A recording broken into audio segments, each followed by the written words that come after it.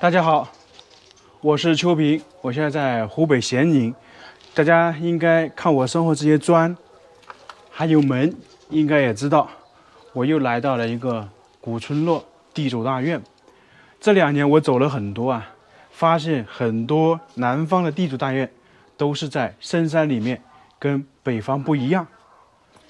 而且呢，很多地主大院是非常庞大的。今天来的这个地方也不例外，也是一个有差不多500年到700年的历史的一个古村落地主大院。现在来里面仔细探索一下，看看。先看看这些房子，这个砖都是很老的。一来呢，就看到一户人家在弄那个笋，就小的竹笋，那个炒菜是非常好吃的，炒辣椒、炒肉。一般只有农村才有，很多饭店呢，到了这个春天也会弄一些卖。这个村落叫做宝石村，是在湖北咸宁的通山县。村内的居民主要是姓舒，舒服的舒啊。在明朝朱元璋时期，当时他们的祖先就来到这里居住，后面经过将近200年的发展，最后呢，经过几代的努力，变成了一个大地主。这一边呢，也有很多他的后代，就变成了一个很庞大的村落。在明朝末期的时候，这里大概是有1000多户。那么我们旁边一开始看到有一条小河，将宝石村呢一分为2，也称为南北两岸。因为它这个河流底部啊有很多鹅卵石，所以就叫做宝石河。同样，这个村也是因为这条河称为宝石村。走到这个村落里面，随时随地都能看到大大小小的鹅卵石铺在村落里面，墙壁、地基、通道都是用鹅卵石铺成而成的，所以非常有意思啊。这样就是叫做宝石村。自古以来，一个家族繁荣昌盛之后，就对子孙后代的教育特别重视。他们就有一个人中了进士，并且呢官至五品，后面受到天启皇帝的一个奖励，就像那个牌匾一样的。像这些都是一些古老的房屋。我在网上看资料说，这里的房屋有明朝、有清朝，还有上个世纪的，非常多啊。你看看，这边上都是鹅卵石，这里也是鹅卵石，非常多啊，都是从旁边那条河流当中取出来的。铺的地板、地基都是鹅卵石。它这个房屋是后面建的，但是材料基本上也是采用之前那些存下来房屋的砖，再重新砌成的。因为它这些砖呢，明显的可以看得出来，都是有几百年的历史，都是明清的。为什么呢？因为大家去看一下清帝陵，还有明朝的帝陵，就能明白，他们的砖都是这样的。这里当年是一个厨房，明显的可以看得出来。厨房灶，但是现在就是已经倒塌完了。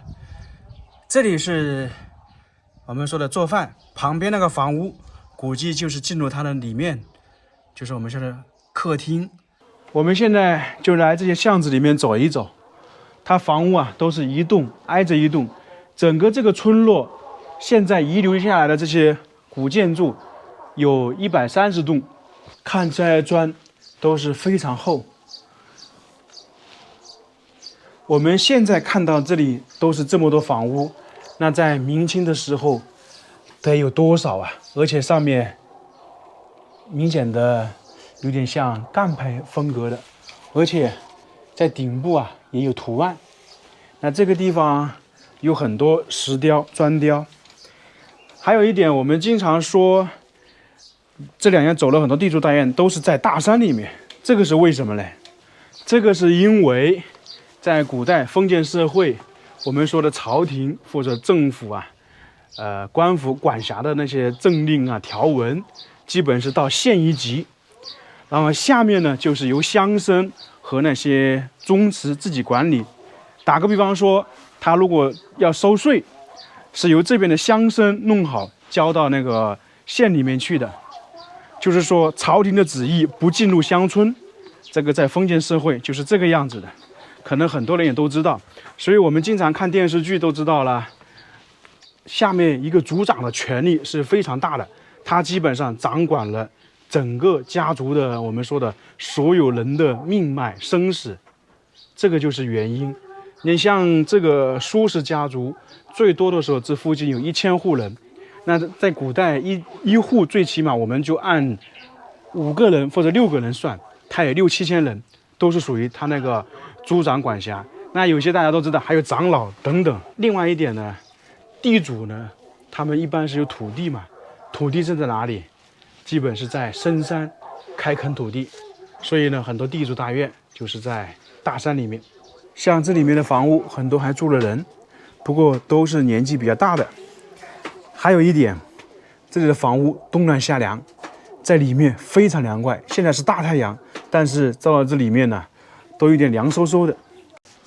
这地下全是鹅卵石，在古代他们的村落一般都是这种小巷子的，所以在这个地方基本上是户户相通，它的每一个房屋出来到巷子里面都能连接起来。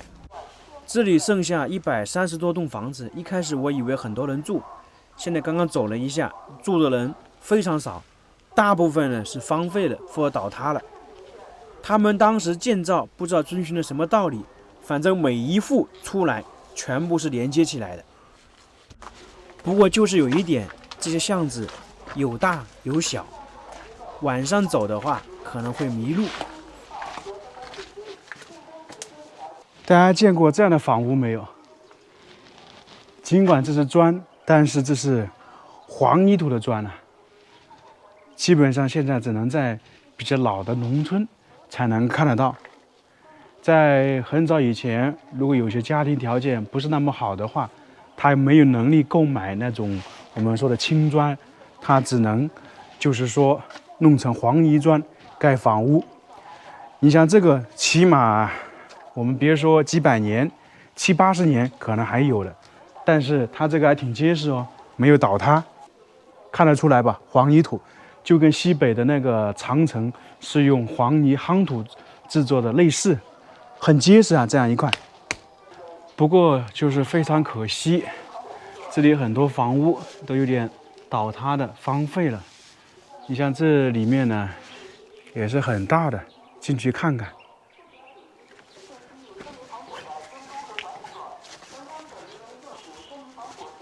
但是明显的，你看看，倒塌完了，而且里面杂草丛生，这个树枝都比人高了，荒废了许久的。这个院落还挺大的，可以看得出来。往这边看看，数都数不清啊。但是就是房屋荒废了，真的好可惜。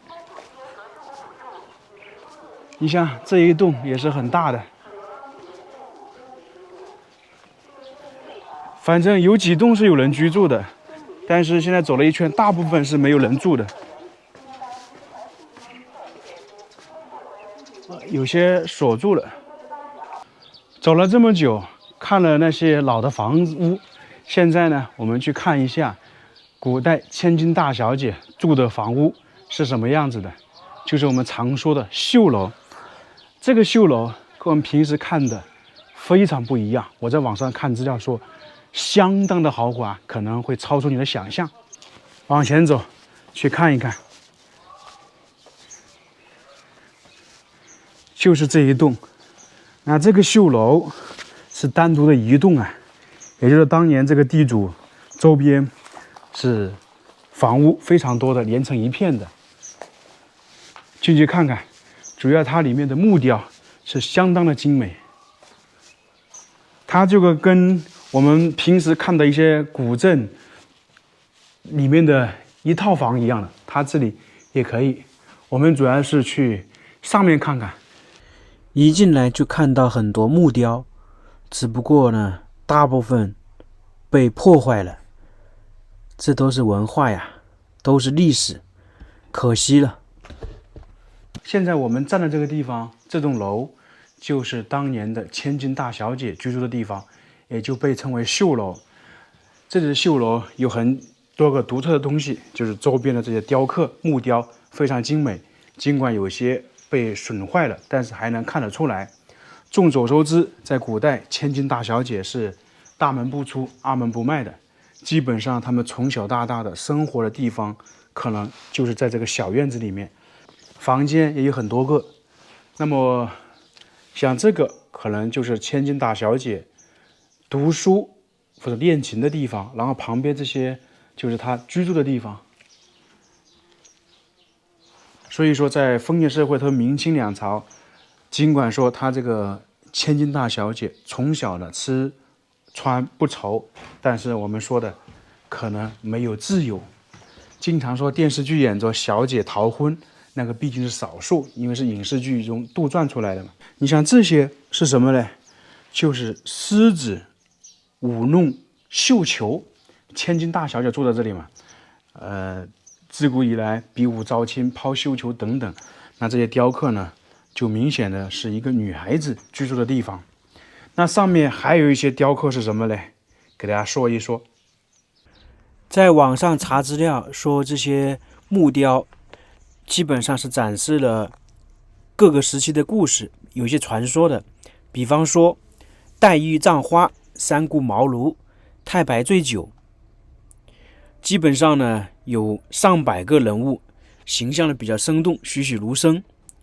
特别是这里听说有一个看橱，相当于是我们常说的衣柜，现在是放到博物馆了，上面的雕刻非常非常多，有几十种图案呢。它这里呢，我们看到这些横梁上面的呢，也是有很多，只不过呢完全被破坏了，看不清楚。但是我们猜想也能够看得到，有花卉，有飞禽，有走兽，有我们一些传说八仙过海啊等等这些。它这边的木雕基本上都是不一样的。刚才我们看到麒麟，看到绣球、狮子，那这一个呢，应该是大象在这里休息。它每个版面呢都有木雕在这里，你看看这个横梁上面，这些都是榫卯结构，都是没有钉子的。也就是说，我们现在看到这个房屋没有一个钉子在这里，所以想想古代的工匠是多么不容易，多么厉害，而且呢，在这里也能够体现得出，没有财力是建不起这么豪华的房屋的，因为这个工匠也是要请水平非常高的。像前方那里有个窗户，那可能就是千金大小姐累了，就可以站在上面看看外面的风景，或者有客人来了，打个比方说他的表姐、表妹来了，他在那里看，然后招呼他们上来，可能是这样的。我们经常说有一个人来了家里访问，那个外人就能看到大宅院里面的千金大小姐，基本上是不可能的。在古代封建社会，内宅外人是不能进入的，没有人带领是进去不了的，所以很多影视剧呢也有点误导人。我们再转一圈就下去了。千金大小姐的庭院院落就是这个样子，有没有超出你的想象？跟你想象的一模一样不？